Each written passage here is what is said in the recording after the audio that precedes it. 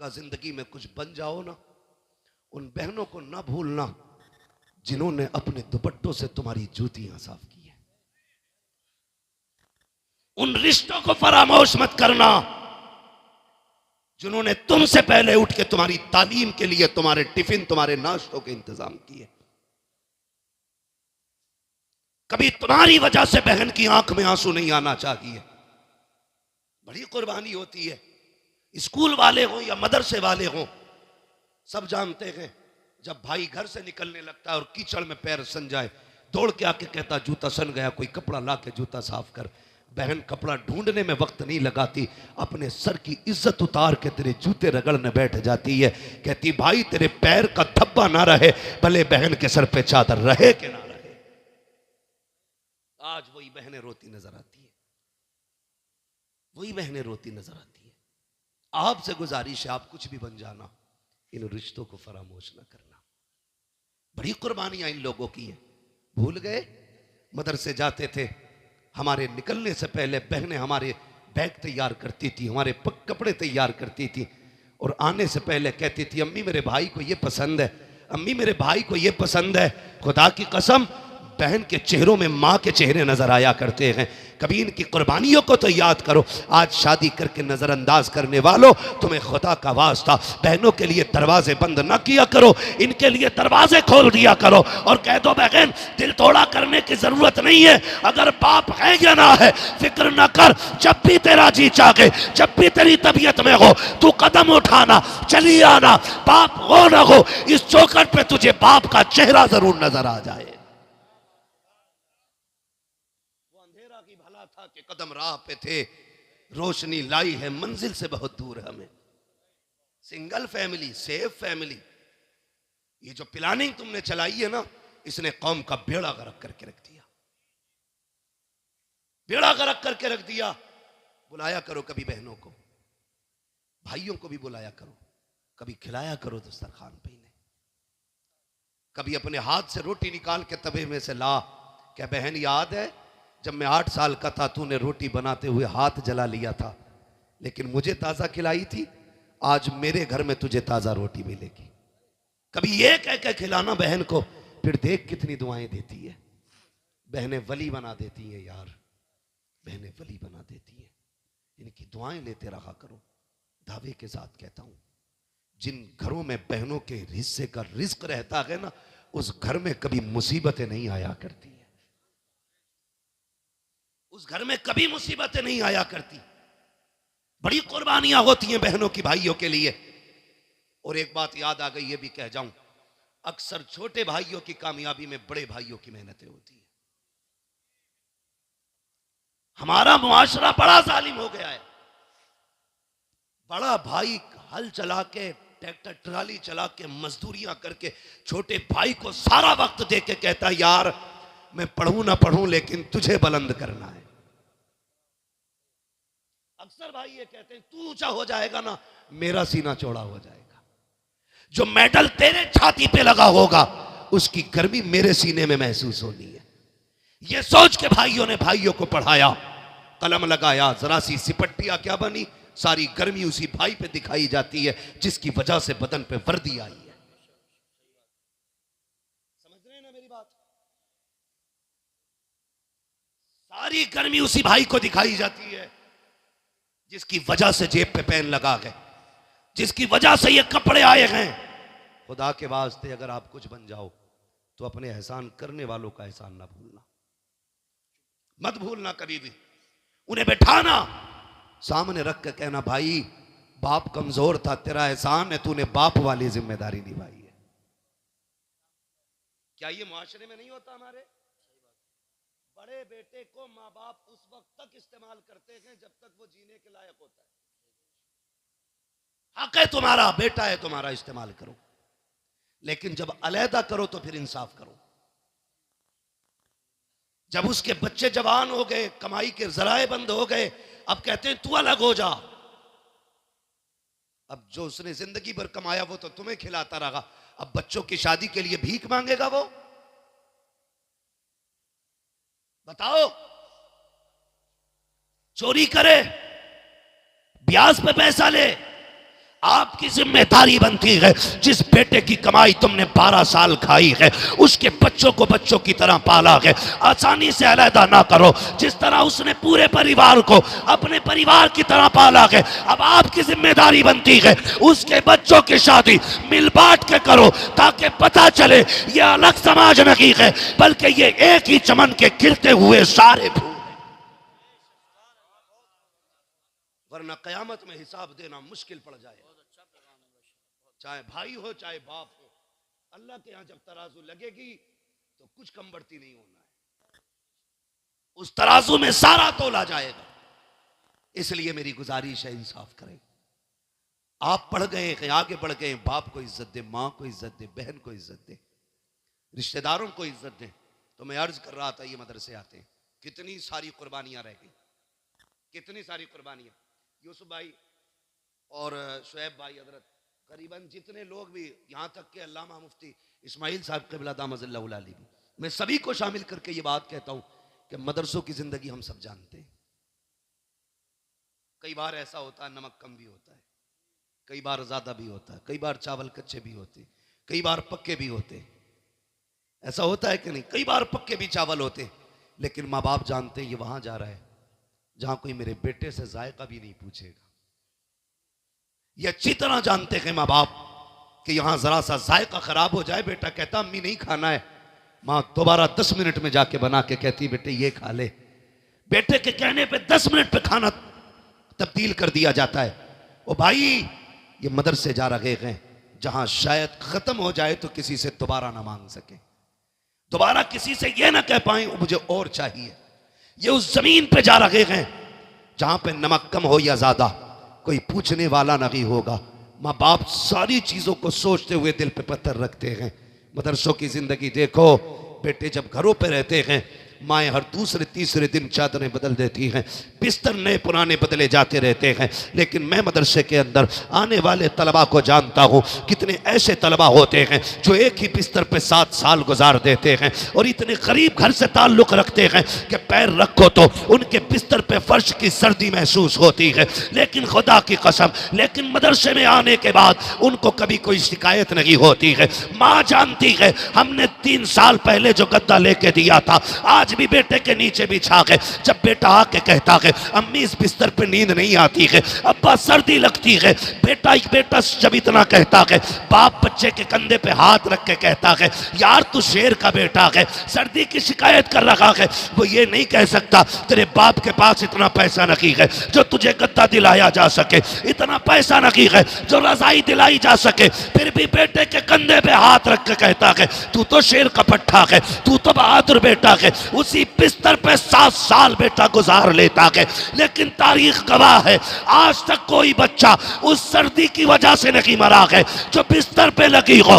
आज तक हर तालिब इल्म की हिफाजत रहती है। अगर यही बच्चा घर पे रहते हुए जरा सा फर्श पे पैर रख दे तो पसली चलती है। कुर्बान जाओ मदरसों पर, वजह सिर्फ इतनी है जब तक बच्चे घर रहते हैं माँ बाप देखभाल करते हैं, जब मदरसे आते हैं रसूल पाक देखभाल किया। सुभान अल्लाह, माशाअल्लाह माशाअल्लाह। बहुत इसलिए अपने बच्चों को कुरान के हवाले करो, बहुत अच्छा पैगाम। अपने बच्चों को दीन दो, अपने बच्चों को कुरान दो।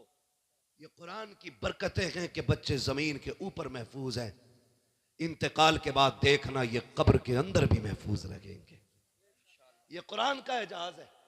मैं ये बात आपसे कह रहा था, बड़ी कुर्बानियां इनमें लगी हैं, बड़ी मेहनतें लगी हैं इनके साथ माँ बाप की, बड़ी कुर्बानियां हैं घर वालों की। मेरी गुजारिश है पढ़ने वालों से, आखिरी बात कह जाऊं, इजाजत है ना? अभी 5 मिनट और चले, 5 मिनट और, अभी तैयार हैं? जितने लोग सुनना चाहते हैं जरा कह दें या रसूल अल्लाह। सलामत रहो, जियो, अल्लाह आपको बरकत अता करे। भाई ये कुर्बानियां अल्लाह जाये नहीं फरमाएगा बेशक। अब मैं इन हाफिजों से बात करता हूं सिर्फ। मेरे भाई आपको ना ये जो कुरान दिया गया है इसे बहुत संभाल के रखना है, बहुत संभाल के रखना है। किस दिन के लिए? जिस दिन बाप का इंतकाल हो जाए और वो कब्र में चला जाए, दुनिया मुट्ठी भर मिट्टी डाल के अपनी फर्जियत अदा करके लौट आए ना, तुम्हें लौट के नहीं आना है, तुम्हें लौट के नहीं आना है। क्यों यूसुफ भाई? इसलिए कि जिस बाप ने मजदूरियां करके बेटे को हाफिज बनाया ना, जिसने ईंटें उठा के हाफिज बनाया, उस बेचारे को कभी जिंदगी में बेटे से पूरा कुरान सुनने का मौका ना मिल सका। जिसने अपने बेटे को हाफिज बनाया ना, वो पूरा कुरान नहीं सुन सका बेटे से, इसलिए कि कभी घर की जरूरतें ले गई, कभी घर की परेशानियां ले गई, कभी बच्चों के खर्चे ने बैठने नहीं दिया, कभी घर की जरूरतों ने घर में टिकने नहीं दिया। ये सारी जरूरतों ने बाप को कभी कुरान सुनने की फुर्सत ना दी। जब बाप कब्र में चला जाए, दुनिया मिट्टी डाल के आ जाए, कुरान वालों तुम बाप की कब्र पर बैठना, कहना अब्बा पूरी जिंदगी तुझे कुरान सुनने की फुर्सत ना मिली, हम भी इधर उधर दौड़ते रहे, तुम भी दौड़ते रहे, आज तुम भी फुर्सत में हो, हम भी फुर्सत में हैं, पूरा कुरान सुना करके उठना। खुदा की कसम, इधर कुरान मुकम्मल होगा, उधर बख्शिश का परवाना तुम्हारे बाप की कब्र में भेज दिया। सुभान अल्लाह, सुभान अल्लाह। ये आपकी जिम्मेदारी है कुरान वालों, कब्र में बाप को पूरा कुरान सुना के उठना है। तुमसे और कोई बदला बाप नहीं मांगेगा। जो उसने 10 साल 13 साल तुम्हें दी ना कुर्बानी के, 25 साल जो तुम पे लगा दिए, वो इसके बदले में कुछ नहीं मांगेंगे, कुछ नहीं मांगेंगे। सिर्फ इतना देना है कि कभी कब्र पे बैठ के पूरा कुरान सुना के उठना है, बेशक सुभान अल्लाह, पूरा कुरान सुना के उठना है। और आपसे गुजारिश करूंगा, कम से कम एक बेटा जरूर कुरान का कारी बना लो। एक बेटा हर घर में कुरान वाला होना चाहिए, इंशाअल्लाह खानदान की बख्शिश की जमानत बन जाएगा। बेशक सुभान अल्लाह, सुभान। ये एक हाफिज कुरान 10 ऐसे लोगों की बख्शिश कराएगा जिनका जहन्नम में जाना वाजिब हो चुका होगा। लहद में इश्क़ रुखे शह का दाग लेके चले, अंधेरी रात सुनी थी चिराग लेके चले, तेरे गुलामों का नक्शे कदम है राह खुदा, वो क्या भटक सके जो ये सुराग लेके चले। नौजवानों, अगर हमें पढ़ने की मोहलत नहीं मिली, फुर्सत नहीं मिली, तो कम से कम कुरान वालों से प्यार करो, प्यार करो। मैं जानता हूं जो घरों पे खाना खिलाते हैं ना, उनके प्यार का अंदाज बड़ा निराला होता है। नातिक भाई, जिन बस्तियों में मदरसे चलते हैं ना, वो बस्तियां नसीब वाली हैं। और मैं घरों के बारे में जानता हूं, जब कभी कुरान वाले बच्चे आते हैं ना खाने के लिए, वो बाजार से कोई चीज आती है ना, तो घर के बच्चे कहते हैं अम्मी मुझे चाहिए, कहती रुको पहले हाफिज जी का हिस्सा निकाला जाएगा। ये हर घर का प्यार है। जो भी कुरान वालों को खाना खिलाते हैं वो तस्दीक करेंगे। बाजार से कोई चीज आए, सगा बेटा दौड़ा, अम्मी मुझे, भाई दौड़े नहीं मुझे, माने का ठहर, अभी हाफिज जी नहीं आए गए, पहले उनका हिस्सा रखा जाएगा। हम मान गए, तुम्हें अपना लाल इतना प्यारा नहीं जितना कुरान पढ़ने वाला लाल प्यारा है। बेशक, क्या बात है। जब तक यही मोहब्बतें रहेंगी, यूं ही कुरान की शम्मा हर घर में जलती रहेगी। क्या बात है। अल्लाह तुम्हें सलामत रखे जिन्होंने कुरान वालों को खाने खिलाए गए, पानी पिलाए गए। वो वाकया है ना एक हाफिज कुरान का, बाप लेके आया बच्चे को दाखिले के लिए मदरसे में। मदरसे में कैंटीन का मतबख का कोटा फुल हो गया था। बाप ने बच्चे का एडमिशन कराना था, वो लेके आया, कहने लगा हजरत जी दाखिला कर दो, बच्चा छोटा था। हजरत कहने लगे कि बच्चा आपका छोटा है और दूसरी बात मदरसे में इंतजाम भी नहीं है, खाने पीने का गुंजाइश नहीं है। वो बाप भी बड़ा प्यार करता था कुरान से। उसने कहा जो बच जाया करे मतबख में ना, वो खाना मेरे बच्चे को दे दिया करना, रख ले इसको, भले बचा कुचा दस्तरखान की हड्डियां डाल देना। उसने कहा आज मेरा बेटा दुख उठाएगा, कयामत में जन्नत के मौज उठाएगा। क्या बात है, जिंदाबाद। इसके सदक़े में मुझे भी मिलेगी जन्नत। रख लो ना। उस्ताद ने रख लिया। किस्मत से मोहल्ले में एक बूढ़ी खातून थी, उसकी कोई औलाद नहीं थी। उसने मदरसे में आके कहा कोई बच्चा भेज दो, मैं अकेली खाना खाती हूं, अच्छा नहीं लगता है। एक बच्चा मेरे साथ खाएगा, ऐसा लगेगा कोई मेरा लाल खा रहा है। कोई सुन रहे ना? उसने कहा कोई मेरा लाल खा रहा है, मुझे भी रोटी अच्छी लगेगी।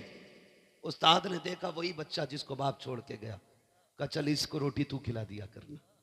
बच्ची का, उस बूढ़ी का दस्तूर था, पहली रोटी उस बच्चे के लिए उठा के रखती थी। पहली रोटी बनाई, बड़ी बूढ़ी थी, निकाल के रख दी, कहा ये पहली रोटी मेरे बच्चे के लिए, बाकी रोटी अपने लिए बना के खाई, और बच्चा जब आता था फिर वो खाता था। लेकिन दस्तूर था, पहली रोटी बच्चे को खिलाती थी।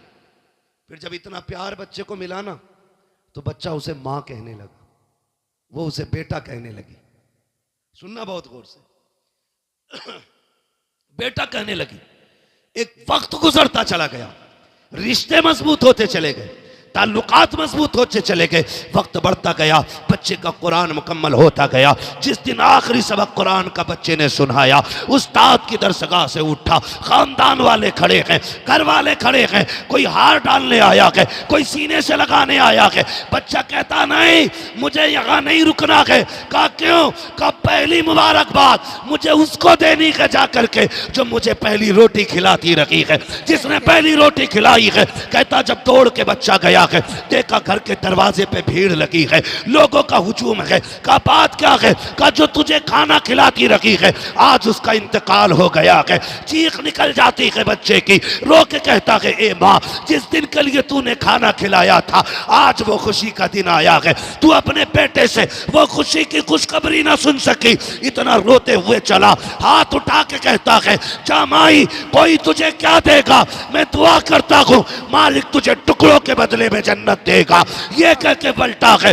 अगले दिन बस्ती में बातें हो रही हैं, कोई कहता मैंने देखा है ख्वाब में, कोई कहता मैंने देखा है ख्वाब में। कहा क्या हुआ है? लोग कहते हैं रात को सोए, आंख लगी, ख्वाब में इस बूढ़ी को देखा, ये जन्नत की बहारों में टहल लगी है। हमने कहा क्या करके आई है? उसने कहा अमल तो कोई नहीं था, एक कुरान वाले को चंद टुकड़े खिलाए थे, अल्लाह ने उसके बदले में आज जन्नत अता फरमाई। हमेशा जिंदाबाद। नारे तकबीर, नारे रिसालत, अज़मत कुरान, उलमाए सुन्नत जिंदाबाद। भाई ये इनामात सिर्फ उन्हीं के लिए नहीं है जो सिर्फ खाना खिलाते, उन भाइयों के लिए भी है जो खुद मेहनत करके भाइयों के खर्चे उठाते, उन बापों के लिए भी है जो खुद मेहनत करके औलाद को तालीम दिलाते, दीन सिखाते, कुरान पढ़ाते। मेरे भाई वो तो निहायत सस्ता सौदा बेच रहे हैं जन्नत का, हम मुफलिस क्या मोल चुकाएं, अपना हाथ ही खाली है। फिर ये जन्नत समझो, फिर ये कुरान वालों की खिदमत में लग जाओ, बड़ी बात है, अल्लाह राजी हो जाएगा, बड़ी बात है, अल्लाह राजी हो जाएगा। इनकी खिदमत में रहा करो, इनको राजी करने की कोशिश किया करो। खासकर मैं उन नौजवानों को मशवरा देता रहता हूँ जो परदेश में रहते हैं, बिजनेस करते हैं, दूर दराज रहते हैं, गाड़ियों पर रहते हैं। जब कभी आया करो ना, इनके हिस्से का कुछ ना कुछ अपनी जेब से निकाल के इन पे लगा दिया करो। खुदा की कसम, जहाँ तदबीर फेल हो जाती है ना, वहाँ पे इन तलबा की दुआएं काम आया करती हैं। क्या बात, दुआएं काम आया करती हैं। कितने परदेश से लोग फ़ोन करके कहते हैं शुक्र है अल्लाह के, अल्लाह का पहाड़ पे से गिरा था, बच गया, अचानक शर्ट फंसी और मैं पहाड़ पे टंगा रह गया, वरना हड्डियां टूट जाती। फिर पूछो उनसे कैसे क्या करते हो, कौन सी नेकी है? कहते कि जब भी फ़ोन आता है इलाके से, मदरसे के तलबा के खाने का खर्चे में इतना हिस्सा रहता है। हम कहते हैं यार ये तदबीर ने नहीं बचाया गया, इन कुरान वालों की दुआओं ने बचा लिया है। बेशक, सुभान अल्लाह। इनकी खिदमत में रहा करो, इनसे प्यार किया करो। याद रखो, अगर मुझे अपना मेहमान प्यारा लगता है तो मदीने वाले को अपना मेहमान कितना प्यारा लगता होगा। ये मेरे मेहमान नहीं है, ये हुजूर के मेहमान है। इन्हें हुजूर का मेहमान समझ के इनकी खिदमत करो, अल्लाह भी राज़ी होगा, रसूलुल्लाह भी राज़ी होंगे। लहद में इश्क़ रुख़े शह का दाग लेके चले, अंधेरी रात सुनी थी चिराग लेके चले, तेरे ग़ुलामों का नक्शे कदम है राह खुदा, वो क्या भटक सके जो ये सुराग लेके चले। माँ बाप से गुजारिश है, रातों को उठ के बच्चों के लिए दुआ किया करो। बच्चों से गुजारिश है, माँ बाप, भाई बहन, उस्ताद, इनके हुकूक नहीं भूलने हैं। पूरी ज़िंदगी इनको अपना मोहसिन मानना है। बड़ा भाई आपसे प्यार करता है, वो मजदूरी करके आपके खर्चे दे रहा है ना, तो पूरी ज़िंदगी उसे बड़े वाला प्यार देना है, बड़े भाई वाला प्यार देना है, उसको इज्जत देनी है। ऐसा नहीं है अगर लोग तेरे मुरीद होने लगे तो सगे भाई से कहो कि जूतों में जाके खड़ा हो ना, उसे बगल में खड़ा करके कहना मेरे हाथ चूमने वालों इसे सलाम करो, आज जो यहाँ खड़ा हूँ ना मैं इसकी मेहनतों के नतीजे में खड़ा हूँ। बेशक, सुभान अल्लाह, सुभान अल्लाह। जो अपने मोहसिन का एहसान मानते हैं अल्लाह उन्हें और तरक्की अता फरमाता है। आमीन। अपने मोहसिन का एहसान माने, उनकी इज्जत करें, उनकी कदर करें। अल्लाह ताला इस इदारे को दिन दूनी रात चौगनी तरक्की अता फरमाए। मौलाना शुएब साहब बड़े ही अखलाक के, बड़े खुश अखलाक के मालिक हैं, बड़ी मेहनती जफाकश। मौलाना नातिक रज़ा साहब और इनके तमाम जितने भी स्टाफ के लोग हैं बड़े मेहनती लोग हैं माशाअल्लाह। इनकी मेहनतें नज़र आ रही हैं। आप देखें खाली ये दुआओं से भी नहीं पढ़े हैं। उस्ताद 3-3 बजे उठ के सबक सुनता है, अपने बच्चे छोड़ के अपने बच्चों की तरह इनको पढ़ाते हैं, तब जाके ये इस मकाम पे पहुँचे हैं। इनसे गुजारिश करूँगा ज़िंदगी में कभी वक्त पड़ जाए ना तो भले पीर के दरबार में एक बार जाना, उस्ताद के दरबार में साल में बार बार जाया करना, इसलिए कि उस्ताद ही होता है जो मिट्टी को सोना बना देता है। इसलिए उस्ताद का एहतराम भी लाजिम है। फरमाया गया वह अम्मा भी नेमत रब्बी का फहद्दिस, अपने रब की नेमतों का खूब खूब चर्चा करो। ये हाफिज़ कुरान रब का बहुत बड़ा इनाम है। ये हर किसी को मेहनत से मैसर नहीं होता, ये नेमतें अल्लाह नसीबों से अता फरमाया करता है।